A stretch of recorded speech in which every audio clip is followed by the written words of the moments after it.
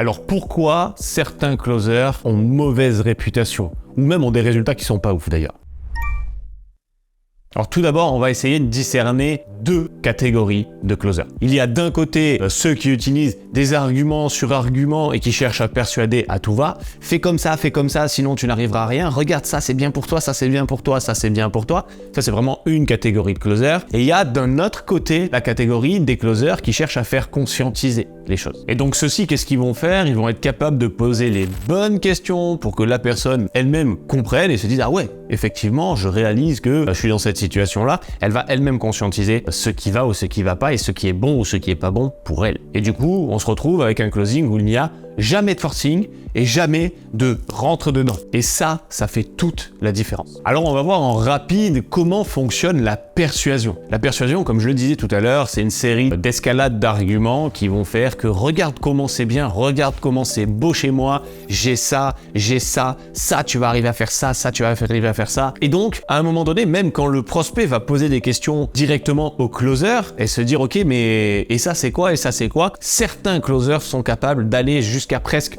mentir ou grossir les traits afin de persuader coûte que coûte le prospect de rentrer dans la solution. Et c'est à ce moment-là que se crée la mauvaise réputation des closers. Ouais, on m'a forcé, ouais, il est là, il arrête pas, il me lâche pas. Et tout ça, c'est compliqué parce que c'est la manière dont a été amené le closing qui fait qu'il y a ce forcing-là. Si ça avait été amené de manière différente, on serait toujours dans un échange gagnant-gagnant, dans un échange super fluide. Et ça, la méthode de persuasion est très répandue chez 99% des closers. Et c'est pour ça qu'aujourd'hui, chez Closing 360, nous, on essaye de se détacher complètement de ça. Ça veut pas dire qu'on n'utilise pas certaines choses pour que ce soit intéressant et impactant aux yeux des prospects. Juste, on le fait de manière différente pour que ça reste cool et que la personne prenne son choix en âme et conscience. Je vais vous faire un exemple tout simple de persuasion. Souvent, on a une objection qui dit ouais, j'ai pas d'argent ou je suis un peu en galère, je sais pas si je vais pouvoir rentrer dans la solution ou me payer ce changement de vie parce que j'ai pas d'argent, tu vois. Et le closer fait de la persuasion, il va dire ouais, mais ok, mais t'inquiète, tu vas trouver des solutions. Il faut que tu fasses ça, par exemple, regarde, tu vas vendre tes affaires, tu vas faire un prêt à la banque,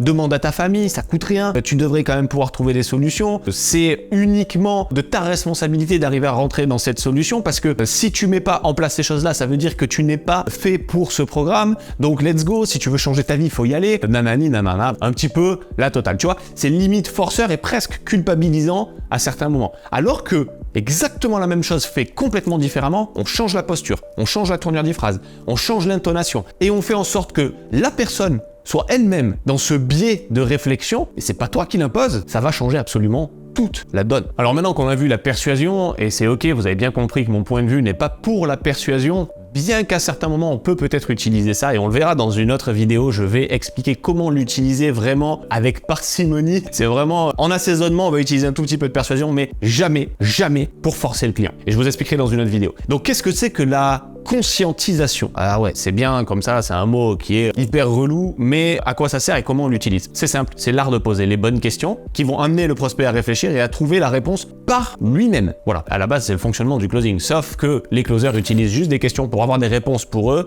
et dès qu'il faut argumenter, ils font de la persuasion. Et c'est là où il y a erreur. Je vais reprendre le même exemple de j'ai pas d'argent. Et j'ai pas d'argent, très bien. Super, t'as pas d'argent. Est-ce que tu penses par exemple que pour pouvoir investir, démarrer ton business, il te faut un petit peu d'argent pour pouvoir démarrer? Ouais, logique, forcément un business ça se démarre pas avec 0 €. Très bien, super. Est-ce que tu penses qu'il y a des solutions potentielles pour que toi tu puisses trouver de l'argent afin de commencer dans cette solution? Probablement qu'il doit y avoir des solutions, je vois pas encore lesquelles, etc. Mais oui, il doit y avoir des solutions. Ok, d'accord. Est-ce que tu en connais quelques-unes là que tu pourrais me dire ou pas encore? Pas encore. Ou par exemple, on part sur ce scénario-là. Ok, pas encore. Est-ce que tu aimerais qu'on voit ensemble quelles sont les possibilités que j'ai déjà vues, moi, qui ont été utilisées par d'autres personnes avant toi, mais qui leur ont permis enfin de réaliser les choses et de changer complètement leur vie? Est-ce que toi, ça t'intéresse de savoir comment d'autres personnes ont fait? Ça peut peut-être te donner des perspectives. Ouais, j'aimerais bien savoir. Très bien. Le mec, il est dans un processus où il a envie de recevoir ces choses-là. Ok, à ce moment-là, tu lui dis, par exemple, est-ce que tu imagines que certaines personnes ont pu demander à leur famille? Certaines personnes aussi sont depuis 15 ans dans la même maison, ont accumulé un tas de bordel à droite ou à gauche, sont allés défaire certains cartons ou certains trucs stockés dont ils n'en avaient plus besoin et ont vendu leurs affaires. Peut-être, est-ce que tu penses que tu as des affaires qui sont en trop? Est-ce que tu as stocké un peu des choses chez toi et que potentiellement, tu pourrais vendre sur le bon coin, tout ça, afin de générer juste le package de démarrage, par exemple. Ah ouais, ça peut être possible, machin. Ok, super, tu vois, c'est un début, c'est trop cool. Il y a des solutions, tu vas en avoir plein, etc. Et voilà, la grosse différence dans ce que je viens de faire là, en total impro d'ailleurs, c'est pas forcément les meilleures questions que j'ai posées, mais c'est en total impro. Ce que je viens de faire là, ça veut dire que le prospect, je lui ai jamais dit,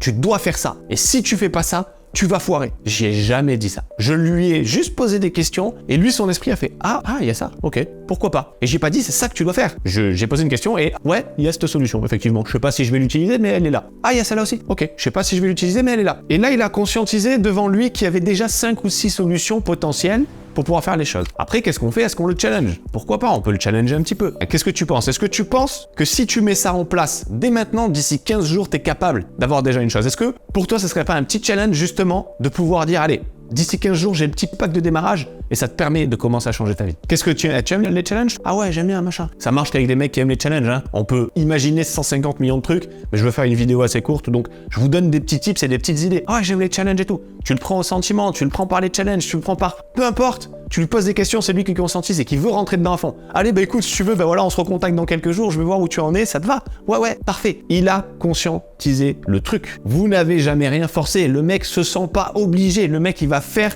ce qu'il a envie de faire pour son bien-être à lui. Mais avant ça, avec toute la pré-qualif, il avait déjà conscientisé qu'il fallait qu'il fasse ça, que sinon, bah, c'était pas possible. Posez des questions, faites conscientiser, arrêtez vos affirmations, arrêtez de rentrer dans les prospects et de donner une mauvaise image au closing parce que après, les gens sont là, ah, je sais ce que c'est qu'un closer, à la fin, tu vas me vendre ton offre et ça va être horrible, j'ai pas envie de ça. Oh, je veux rien acheter. Bon, bah, très bien, mais alors pourquoi tu es là? C'est cool, mais il faut vraiment pouvoir adopter la bonne posture et le bon positionnement vis-à-vis de son prospect. C'est hyper important et moi, ça m'a fait gagner des centaines de closes. Je ne rigole pas, des réelles centaines de closes, juste d'avoir été comme ça. Avec la persuasion, j'ai été commercial avant, j'utilisais énormément la persuasion, j'ai fait beaucoup de ventes, mais c'était différent, le rapport était différent. Au moment où j'avais beaucoup plus de retours clients, genre ah non mais finalement je veux pas, je suis pas content, machin, tout ça. D'ailleurs on va voir un nouveau point. Voilà, on a fait le tour de ce côté persuasion vs conscientisation. N'hésitez pas à me donner vos avis dans les commentaires, je sais que chacun a sa méthode, que toutes les méthodes peuvent être bonnes, ça veut pas dire que la persuasion ça ne close pas, ça veut dire que pour moi ce n'est pas le bon schéma à adopter pour pouvoir avoir une belle satisfaction client, une belle image de marque, pouvoir avoir des revenus sur le long terme, des clients qui sont satisfaits tout le temps. Si vous cherchez juste à avoir de la vente pour de la vente et on s'en fout de tout ce qui se passe derrière, why not, vous pouvez utiliser la persuasion. Si vous voulez avoir une belle image de marque, si vous voulez que ça fonctionne sur le long terme, si vous voulez avoir des clients satisfaits, si vous voulez qu'ils transforment réellement leur vie, et si vous voulez qu'ils le fassent en pleine conscience, c'est-à-dire que c'est leur responsabilité, ils ont pris la décision eux-mêmes, ça n'a pas été forcé, alors c'est différent. Donnez-moi vos avis en commentaire, n'hésitez pas, j'ai hâte de savoir un petit peu qu'est-ce que vous utilisez, pourquoi vous l'utilisez comme ça, est-ce que vous voyez les choses différemment, ou est-ce que vous aussi, vous pensez que la conscientisation c'est la meilleure chose à faire? N'hésitez pas, ciao!